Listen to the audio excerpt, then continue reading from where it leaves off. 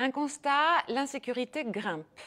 Une étude a été conduite par la FSPF auprès de 1400 pharmaciens représentatifs du territoire national, y compris ultramarins, qui dresse un état des lieux inquiétant de la sécurité dans les pharmacies. Sur les 2 dernières années, 88% des répondants déclarent avoir subi au moins un délit avec une moyenne de 4 infractions par officine. Les incivilités représentent près de 30% des faits signalés, suivent les vols à l'étalage avec 22% et les menaces 19%. D'autres formes d'hostilité émergent, propos dénigrants diffusés sur les réseaux sociaux, dégradation de locaux, cambriolage, agression physique et plus rarement, vol à main armée, comme celui subi récemment par l'équipe de la présidente de l'Ordre, Karine Wolfthal. L'impact humain est majeur. Dans 80% des cas, l'équipe a souffert psychologiquement des faits. Dans 20%, il y a eu des atteintes physiques.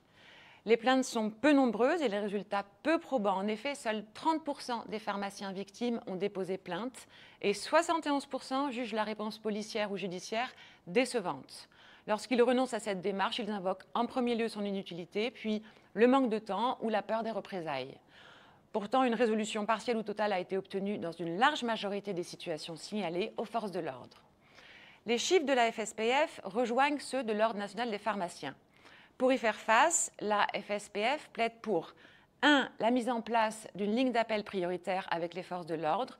2. Une aggravation et une systématisation des sanctions pénales, y compris pour les délits mineurs. 3. Des rondes policières plus fréquentes autour des officines. Et enfin 4. Un remboursement intégral par les assureurs sans application de franchise.